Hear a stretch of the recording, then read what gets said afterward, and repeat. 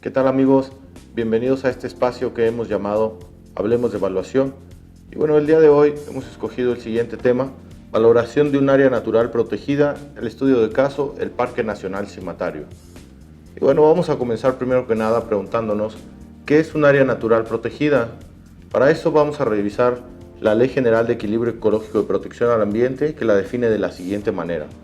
Las áreas naturales protegidas son definidas por la legislación federal como zonas del territorio nacional en donde los ambientes originales no han sido significativamente alterados por la actividad del ser humano o que requieren ser preservadas y restauradas y están sujetos al régimen de protección, lo decíamos de la LEGEPA.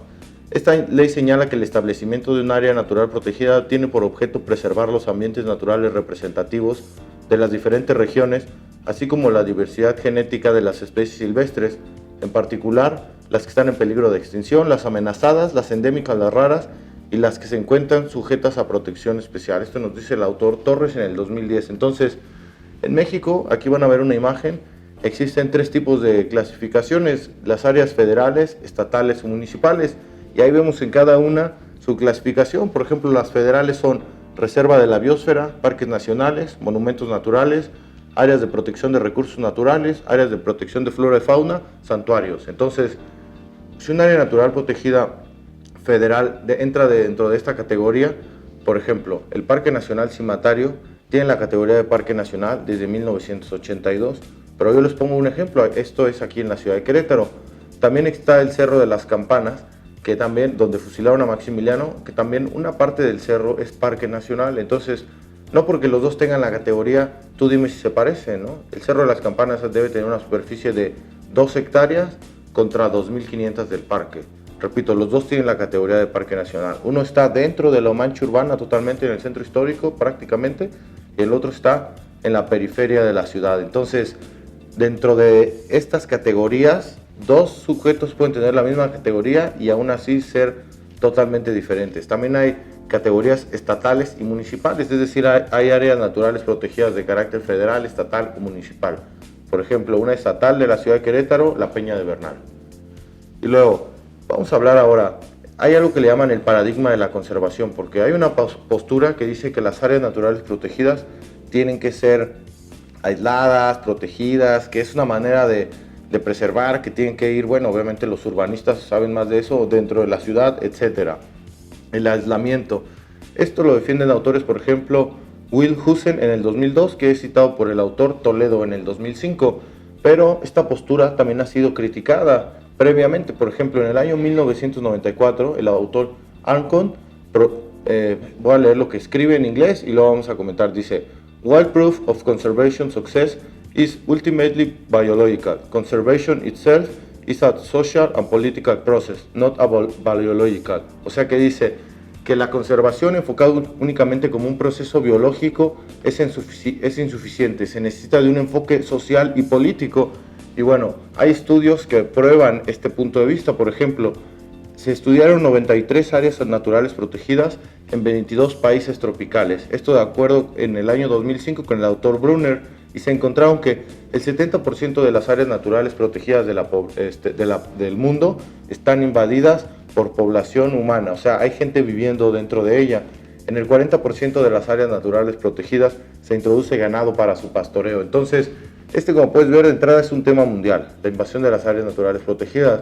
Este video obviamente no es ni político ni mucho menos, solo como comentario. Si tú te fijas, el medio ambiente, cuando se invaden los parques, pues da, si los que sean candidatos se dedican a la política, da para sacar lo que se le llama como mucha raja. Entonces, la próxima vez que estés viendo estos temas, cuestiónate sobre las posturas intelectuales, ¿no? La invasión de áreas naturales protegidas pasa así en todo el mundo, no es algo atribuible ni a un municipio, ni a un estado, ni a un país, menos a un partido político. Más bien es un fenómeno, pero va más allá de eso. Las áreas naturales protegidas tienen que tener un plan de manejo donde esté inventariado todos los procesos que pasan ahí, los servicios ambientales. Entonces, como indicador, por ejemplo, México en áreas naturales protegidas a nivel mundial es reconocido. Tenía 150 federales, ahora hay 180, y eso de número pues pinta muy bien, pero si no hay un plan de manejo para cada una de estas áreas, de nada sirve. ¿Por qué? Pero repito, no es un tema tampoco ni de México, en el mundo es así. O sea, hay un área natural protegida, quieren hacer el plan de manejo. ¿Qué pasa con estos lugares paradisíacos donde hay hoteles adentro? Ahora que pongas eso en el modelo del ecosistema, te va a decir que lo tienes que reparar de tal manera.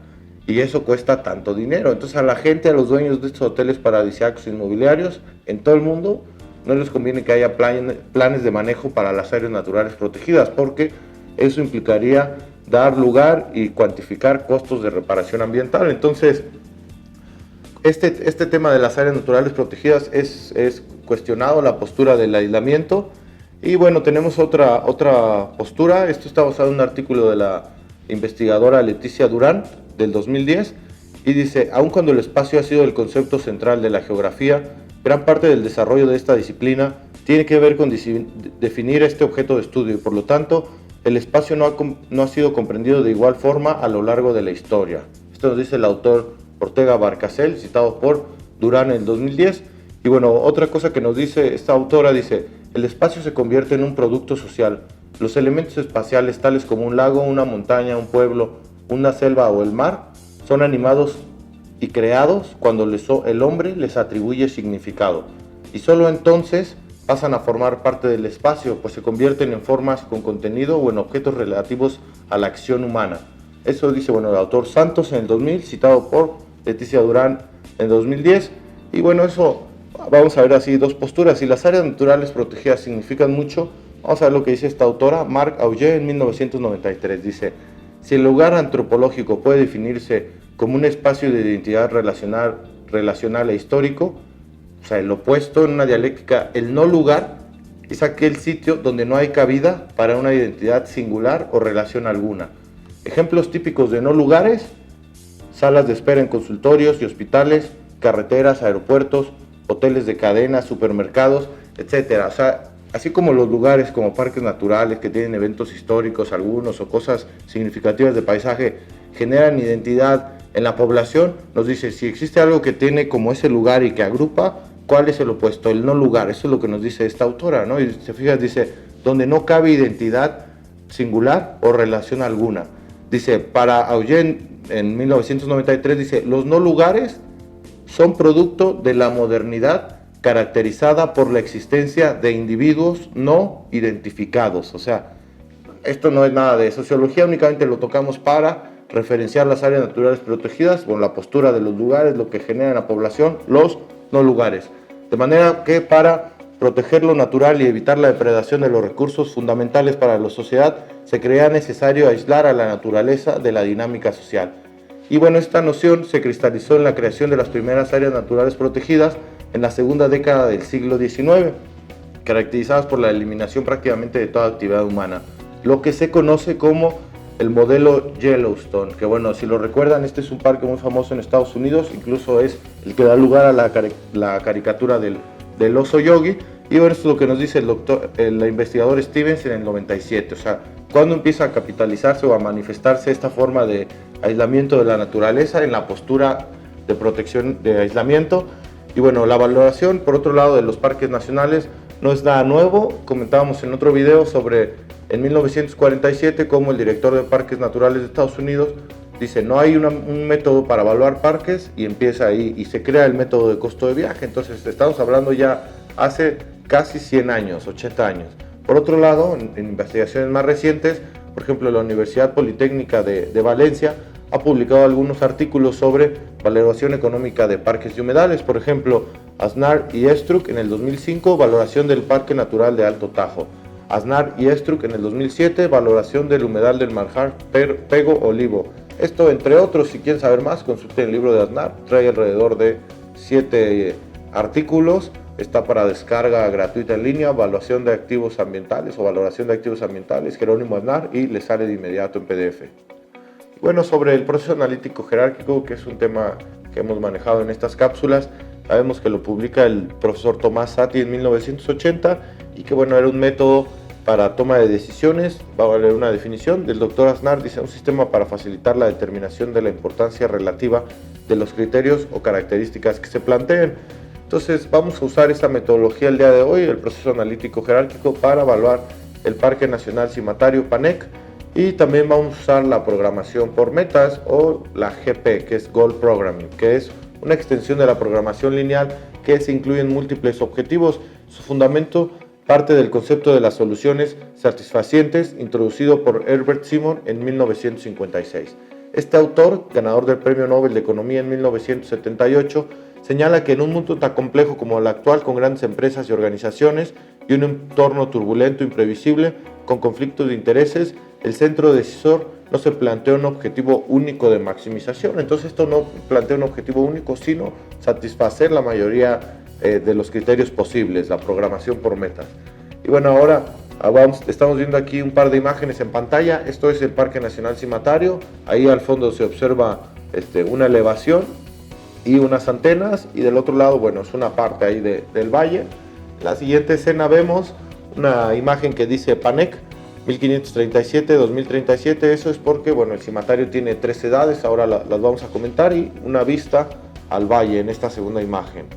Entonces, bueno, es un volcán basáltico extinto, tiene 5.6 millones de años, o 5.600.000 años.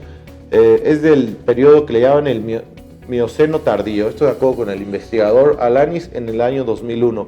El 7 de julio fue creado, entonces ahí tenemos la primera edad, les decía 5.600.000 años, 5.6 millones de años. Eso es como de creación, ¿no? De la época del relieve, que todavía no existía ni vida, ahí es cuando se crea. Esa es una edad, su edad cronológica. Por otro lado, el 7 de julio de 1982, les decía, se crea o adquiere la categoría de Parque Nacional por decreto.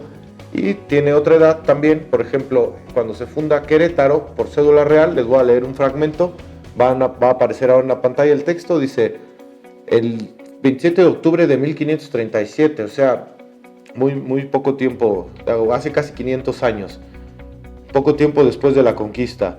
El 27 de octubre de 1537, emitida por el rey español Carlos I, dice, por la presente les damos y concedemos licencia y facultad para que asienten y planten el dicho lugar a pueblo de Santiago de Querétaro, o sea, Querétaro escrito con C y doble T, como asimismo les hacemos merced de 2 sitios de estancia en la Sierra Montuosa, que está a la frontera del dicho lugar hacia la parte sur, que le dicen del cimatario, con Z, que se sirvan del uso y aprovechamiento de las maderas, bueno, uso ahí con H, de sus montes, no talándolos ni consumiéndolos del todo, que fuesen dejando horca y pendón.